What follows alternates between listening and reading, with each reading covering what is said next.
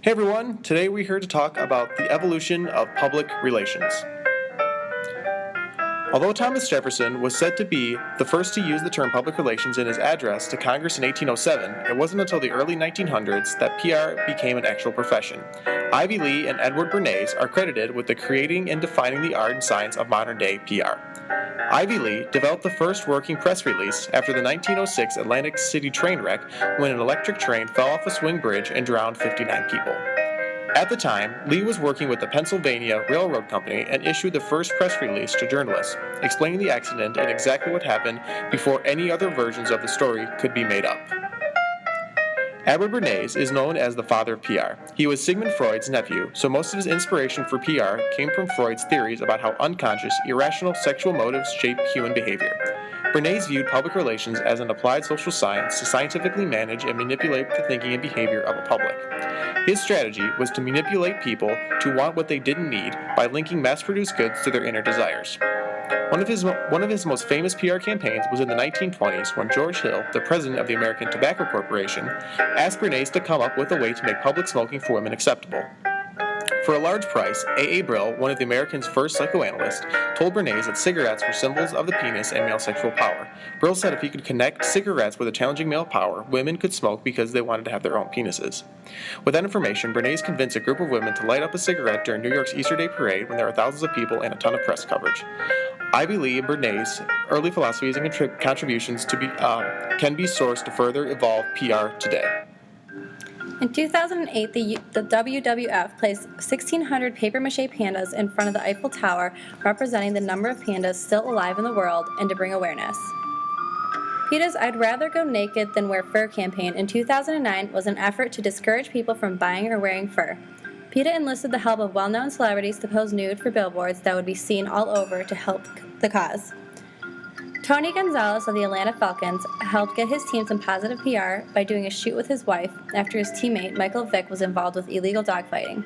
The Falcons got quite a bit of bad press, but thanks to Gonzalez, after the shoot, the Atlanta Falcons weren't under so much scrutiny about mistreating animals. In 2006, Dove produced a 60-second online video called Dove Evolution that showed the dramatic transformation of a model before and after a shoot. The video went viral the first day, receiving 40,000 views. Within the first month of its upload, it was viewed 1,700,000 times.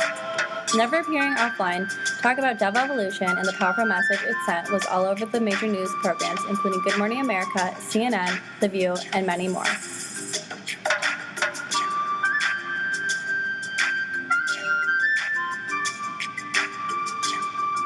PR firms also create video news releases, or VNRs, and provide them to news stations to put on the air. The news stations can then use parts or the whole VNR for sound bites and news footage. VNRs are created to shape public opinion, publicize individuals, support other interests, or like this VNR, promote commercial products or services.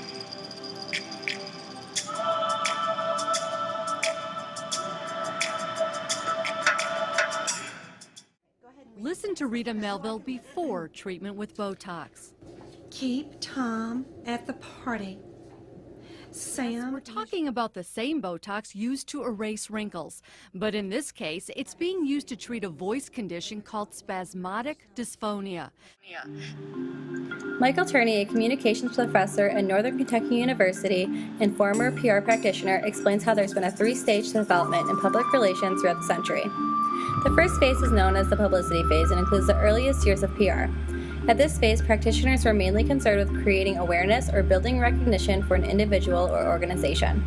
They focused their efforts on making the news and measured their success in terms of how many newspapers or magazine columns wrote about the individual or organization they represented. Soon the explanatory phase evolved. Realizing that creating awareness and becoming well-known wasn't enough, a greater emphasis was placed on providing complete information so receivers could understand why an organization was doing what they were doing. Although this was more effective, the explanatory phase was still based on one-way communication that left a lot of room for interpretation, and people still asked questions. Currently, we're in the mutual satisfaction phase.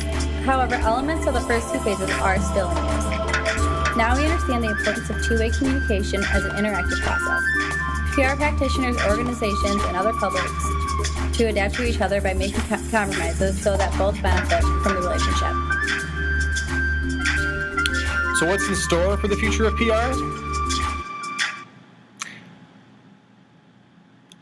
I think we're going to continue building on what we know works and learn from what hasn't worked in the past and come up with even better ways of getting the word out. And I think more radical efforts to bring awareness and promote change will be accomplished through the use of multiple mediums as a necessary means to reach a broad range of the public. I agree. As clear, interactive, two-way communication is essential. Sharing information and allowing people to be involved keeps society in balance. All in all, I think PR will continue to evolve as it will have to keep up with an ever-evolving world. Thank you for watching.